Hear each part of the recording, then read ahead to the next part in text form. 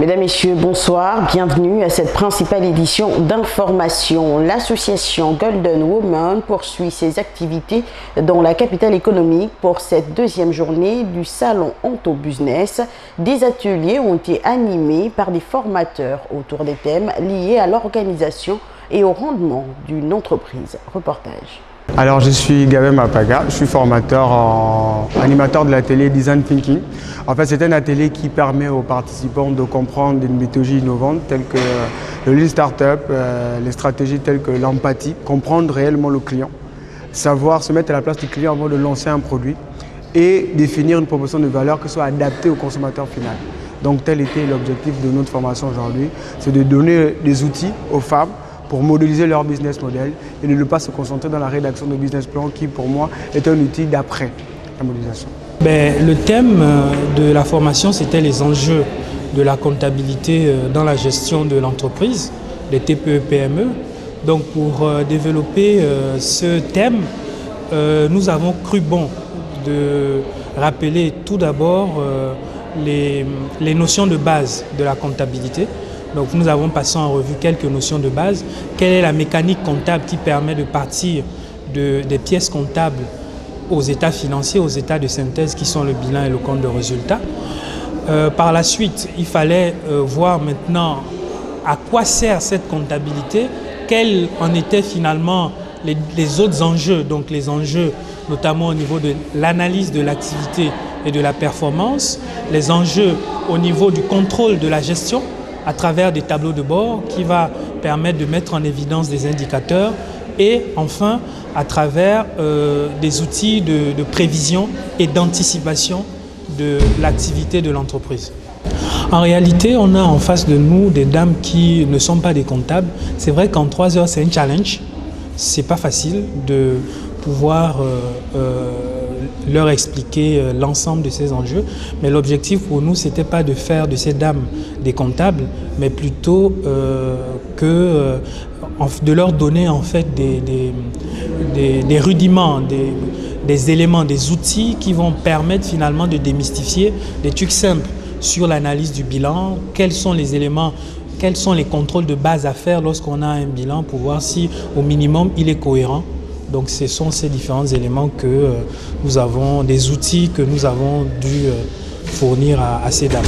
Alors il s'agit d'un thème pour aider les entrepreneurs à choisir la forme de société qui leur correspond le plus, de sorte à ce qu'ils puissent se retrouver en fait dans le cadre de la gestion, de la direction et éventuellement la transmission de leur société. Oui, je crois que le message est réellement passé, elles étaient très enthousiastes.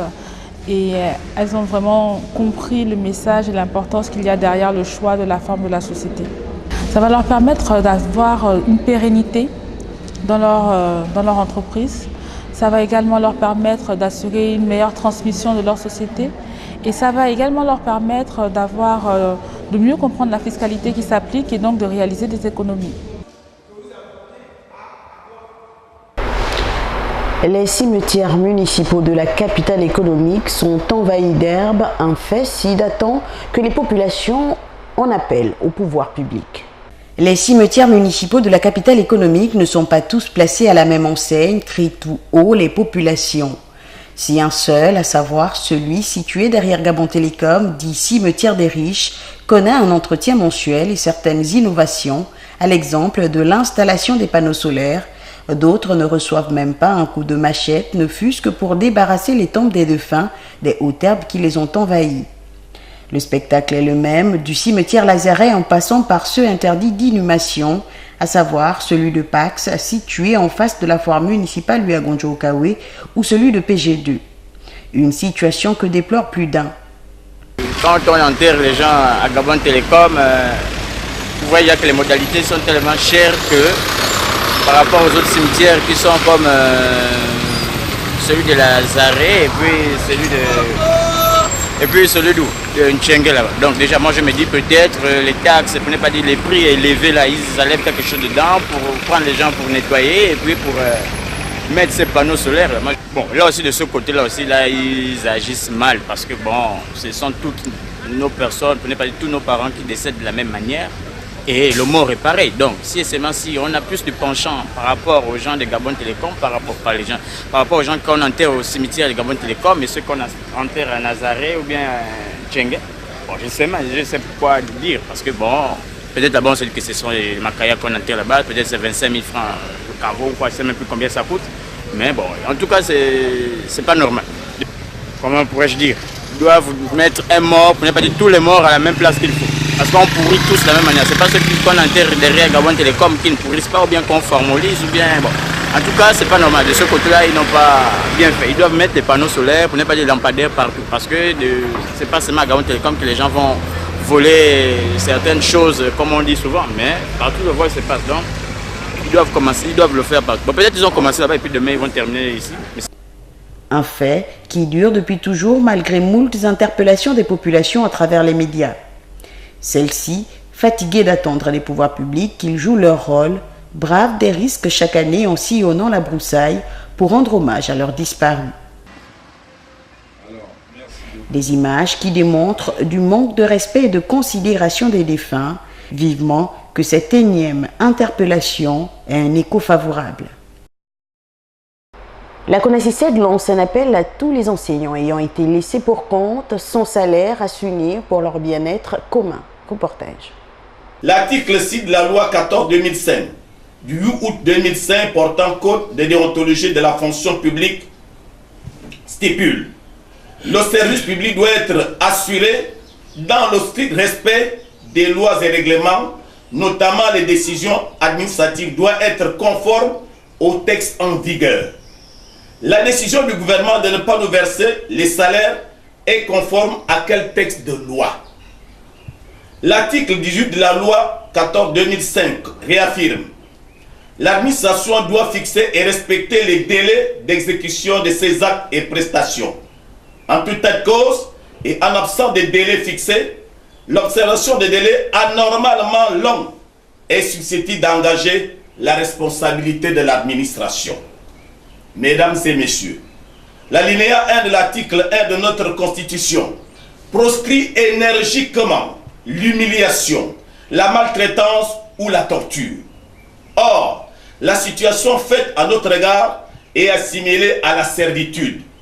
Nous sommes considérés par ce gouvernement comme des vrais esclaves et non des citoyens qui ont des droits inviolables et imprescriptibles, comme le droit à une juste rémunération, afin d'assurer le libre développement de notre personnalité dans la dignité. Occasion de lancer un ultime appel à nos collègues qui sont dans notre cas ou qui sont dans des situations similaires et qui continuent à vaquer librement à leurs occupations de nous rejoindre. Car tous autant que nous sommes avons l'obligation morale et civique de changer notre statut sans qu'aucun d'entre nous attende que notre dignité, notre salaire tombe du ciel ou qu'il vienne seulement du sacrifice des autres. La CONACYCED rappelle que l'indigne situation faite aux enseignants des promotions ENI et ENS par la privation de leur salaire, ainsi que tous les enseignants dont les situations administratives sont bloquées volontairement par le gouvernement, peut être vaincue si et seulement si nous rassemblons nos forces et agissons à l'unisson. Les agents de douane ont saisi dans une société chinoise environ 1000 mètres cubes de Kevazingo exploités illégalement et d'autres essences encore non dénombrées, tous destinés à l'exploitation. Pour de la société chinoise installée sur notre sol, c'est environ 1000 mètres cubes de Kevazingo saisis. Cette importante découverte a été réalisée par les agents de douane. Il en ressort encore une grande quantité non dénombrée destinée à l'exportation. Plus de 90% de l'entrepôt de la dite société est rempli de cette essence interdite d'exploitation et d'exportation depuis 2018, conformément au décret 0099/PR/MFE du 19 mars 2018 portant mise en réserve du Kevazingo. Le contrôle de la détention des marchandises prohibées par les agents des douanes a également permis de constater le chargement de grumes de plusieurs essences de bois dans des containers. Aucun document n'a été présenté aux agents lors de la première réquisition concernant les lots du Kevazingo qui appartiendrait aux sociétés Superbois du Gabon, Z, et W. C'est donc une violation des dispositions de l'article 5 de l'arrêté 132 portant sur les normes de la classification des produits forestiers destinés à l'export, des articles 275 et 279 du Code forestier et des articles 51 et des articles 51, 290 et 407 du Code de douane CEMAC que toutes les personnes concernées dans cette affaire devront répondre de leurs actes. Affaire à suivre. Après une étude du dossier de candidature reçu, la Commission électorale nationale autonome Sénat a validé uniquement l'Union progressiste et le bloc républicain qui prendront part aux législatives prévues le 28 avril prochain au Bénin. On fait le point dans ces éléments de nos confrères d'Africa 24. Seule l'Union progressiste et le bloc républicain prendront part aux législatives du 28 avril 2019 au Bénin. C'est ce qui ressort de la décision de la Commission électorale nationale autonome rendue publique mardi 5 mars 2019. Après une étude des dossiers de candidature reçus, la Commission électorale nationale autonome Sénat a validé uniquement les listes déposées par ces deux partis. Les autres listes sont entachées d'irrégularités selon l'organe de gestion des élections. Validation de la déclaration de candidature et délivrance de récépissé définitif pour les partis ci-après. 1. Union progressiste. 2. Bloc républicain. Les listes rejetées pourront saisir la Cour constitutionnelle pour un éventuel recours. Cependant, cette décision de la Sénat alimente les débats. Des organisations de la société civile craignent une menace sur le jeu démocratique. Considérant que ces deux partis politiques sont de la même obédience, celle de la mouvance présidentielle, considérant que cet état de choses fausse les règles du pluralisme démocratique, il convient que le président de la Cour constitutionnelle prenne ses responsabilités en mettant en place un cadre de concertation pour ouvrir la participation aux acteurs politiques de tous bords. Pour rappel, l'Union progressiste et le Bloc républicain sont des partis de la mouvance présidentielle. L'Union sociale libérale de l'homme d'affaires Sébastien Ajavon, le parti Foscori.Bénin émergent FCBE de l'ancien président Boni Yahi et Restaurer l'espoir de l'ancien ministre de la Défense Kandi Dazanaï n'y participeront pas. Hausse de l'activité aurifère au Sénégal de 5,12 en 2018. Le pays espère franchir la barre de 25 000 stores en 2019. On fait le point dans cet élément.